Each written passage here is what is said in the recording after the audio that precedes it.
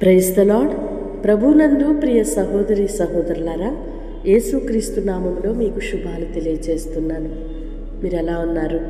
దేవుని కృప వలన మీరు బాగున్నారు అని తలస్తూ ప్రభువుకి కృతజ్ఞతలు చెల్లిస్తున్నాను. మీ ప్రార్థన అవసరతలు మాకు తెలియచేయటం బట్టి ఎంతగానో ప్రభువుకి మొరపెడుతున్నాము, ప్రార్థన చేస్తున్నాము. మీ వ్యక్తిగత అనుభవాలు మాకు తెలియచేయటంలో దేవునికి కృతజ్ఞతలు చెల్లిస్తున్నాము. దేవుని నోట నుండి వచ్చు ప్రతి మాట మనిషిని బలపరుస్తూ ధైర్యాన్ని నింపుతుంది. మనుషుల మాటలు మనలను అవమానపరిచినట్లుగా బలహీనపరిచి దేవునికి దూరమయ్యే విధంగా ఒకవేళ ఉండవచ్చేమో, కానీ దేవుని మాట మనలను నిలబెడుతుంది, ధైర్యపరుస్తుంది, ముందుకి కొనసాగింపచేస్తూ విజయాన్ని చేకూరుస్తుంది. మన పక్షముగా ఆయన యుద్ధము చేయువాడై ఉన్నాడు. ఆయనే మన పక్షమున నిలిస్తే మరి మనము దేనికి భయపడాలి?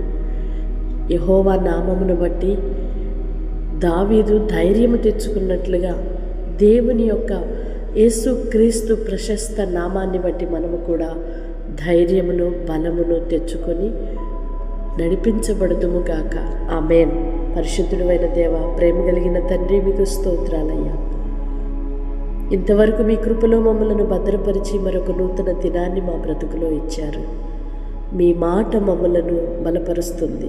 మీరే మా పక్షమున నిలిచి యుద్ధము చేయుచు అపవాది కోటగోడలని కూల్చివేయుచున్నందుకై, ఘన విజయమును మా సొంతము చేస్తున్నందుకై మరొకసారి కృతజ్ఞతలు చెల్లిస్తున్నామయ్యా. ఎందరైతే ప్రార్థనలు ఏకీభవిస్తున్నారో వారికి ఉన్న ప్రతి బలహీనత యేసు నామమున తొలగిపోవునుగాక. పిరికి ఆత్మ యేసు నామమున తొలగిపోవునుగాక. వ్యాధి కలిగిస్తున్న ప్రతి చీకటి యేసు నామమున తొలగిపోవునుగాక. మానసిక ధైర్యమును, శరీర బలహీనతల నుండి విడుదలనిచ్చి ఆత్మలో ధైర్యమును నింపండి నాన్న. మనోధైర్యముతో నింపండి, కృపతో నింపండి, మీ దీర్ఘశాంతముతో నింపండి నా తండ్రి. మీ స్తోత్ర. మీపై ఆధారపడిన నీ పిల్లలను చేయి విడువక ధైర్యమును నింపి ఘన విజయమును అనుగ్రహించుమని యేసయ్య నామములో ప్రార్థిస్తున్నాను తండ్రి. ఆమేన్. దేవుని కృప మీకు తోడై విజయోత్సవాలతో నడిపించునుగాక.